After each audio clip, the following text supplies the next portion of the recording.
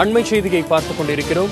அதிமுக பொதுச் செயலாளராக சசிகலா நியமனம் செய்யப்பட்டதை இன்னும் அங்கீகரிக்கவில்லை என்று தேர்தல் ஆணையம் தற்போது அறிவிப்பு வெளியிட்டிருக்கிறது. ஓபிஎஸ் அணியைச் சேர்ந்த அஸ்பைர் சுவாமிநாதன் தகவல் அறியும் உரிமை சட்டத்தில் கேட்டதற்கு தற்போது தேர்தல் ஆணையம் இந்த பதிலை கொடுத்திருக்கிறது. அதிமுகவை பொறுத்தவரையில் பொதுச் செயலாளராக சசிகலா நியமனம் செய்யப்பட்டதை இன்னும் அங்கீகரிக்கவில்லை என்று தற்போது தேர்தல் ஆணையம் அறிவிப்பு வெளியிட்டிருக்கிறது.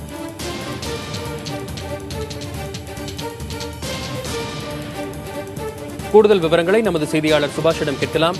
சுபாஷ், தேர்தல் ஆணையம் குறிப்பிட்டிருக்கும் அறிவிப்பின் முக்கிய அம்சங்கள் என்னென்ன?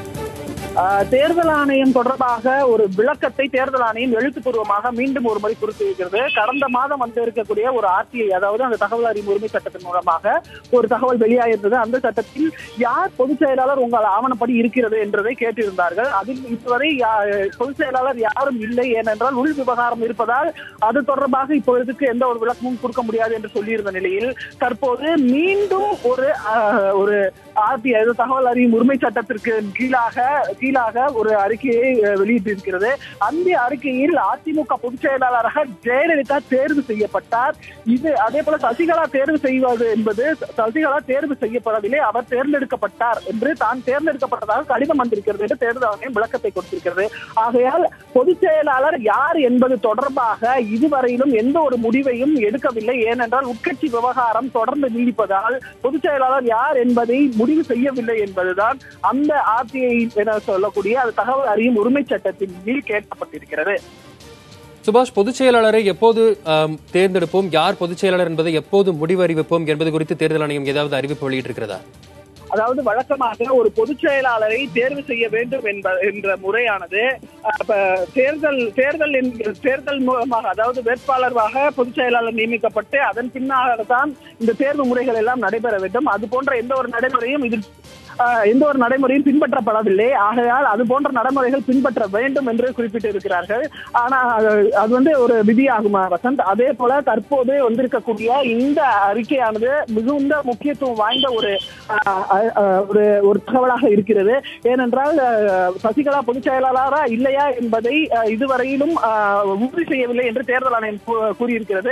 பிரமாண பத்திரங்கள் எல்லாம் தாக்கல் செய்யப்பட்டு இருக்கின்றன. அதிமுக அம்மா அணி சார்பாலும் புரட்சித் தலைவி அம்மா அணி சார்பிலும் இரு அணிகளும் சார்பிலும் தாக்கல் செய்யப்பட்டிருக்கிறது.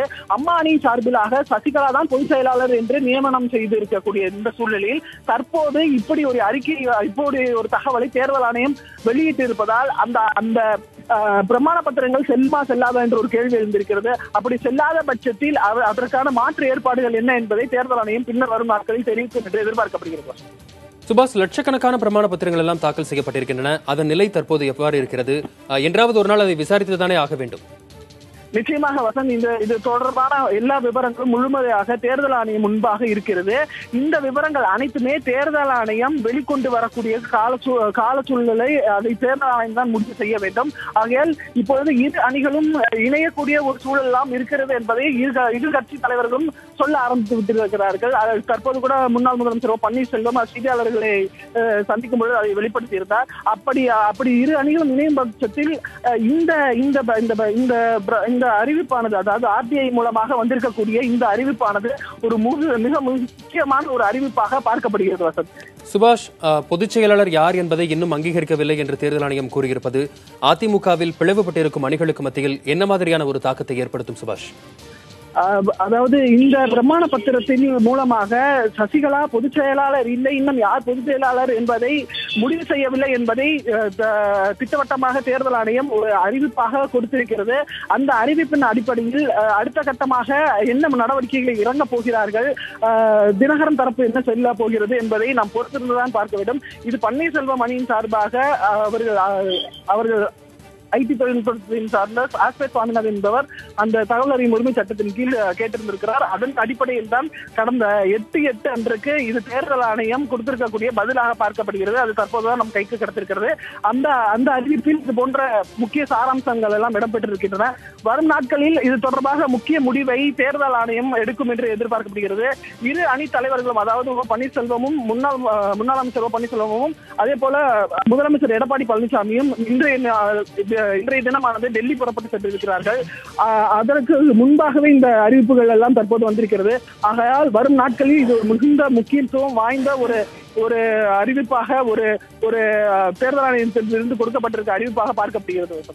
சுபாஷ், அதிமுகவை பொறுத்தவரையில் திரு டிடிவி தினகரன் கட்சியின் தொண்டர்களையும் நிர்வாகிகளையும் சந்தித்து கட்சியை பலப்படுத்தப் போவதாக கூறியிருக்கிறார். மேலும் கட்சியின் துணை பொதுச் செயலாளர் என்கிற ஒரு பொறுப்பு தன்னிடம் இருப்பதனால் பல்வேறு நடவடிக்கைகளை தான் எடுக்கப் போவதாகவும் கூறியிருக்கிறார். தற்போது தேர்தல் ஆணையம் இந்த மாதிரி ஒரு அறிவிப்பு வெளியிட்டிருப்பது அவருடைய வருங்கால செயல்பாடுகளுக்கு முட்டுக்கட்டை போடும் விதத்தில் அமைந்திருக்கிறதா? அப்படி பார்க்க முடியாது. ஏனென்றால் தேர்தல் ஆணையம் எந்த வழிமுறையை இறுதியாக சொல்கிறதோ அதன்படிதான் ஒரு கட்சியானது செயல்பட முடியும். இறுதியாக தேர்தல் ஆணையம் என்ன முடிவு எடுக்கிறது என்பதை நாம் பொறுத்திருந்துதான் பார்க்க வேண்டும். ஏனென்றால் அதற்கான முடிவுகளை இன்னும் எவ்வளவு விரைவுபடுத்த வேண்டும் என்பதை இரு அணிகளுக்கான முக்கிய நிர்வாகிகள் தேர்தல் ஆணையத்தை அணுகும் பொழுது அதற்கான அறிவிப்பை தேர்தல் ஆணையம் வகுக்கும் என்று எதிர்பார்க்கப்படுகிறது.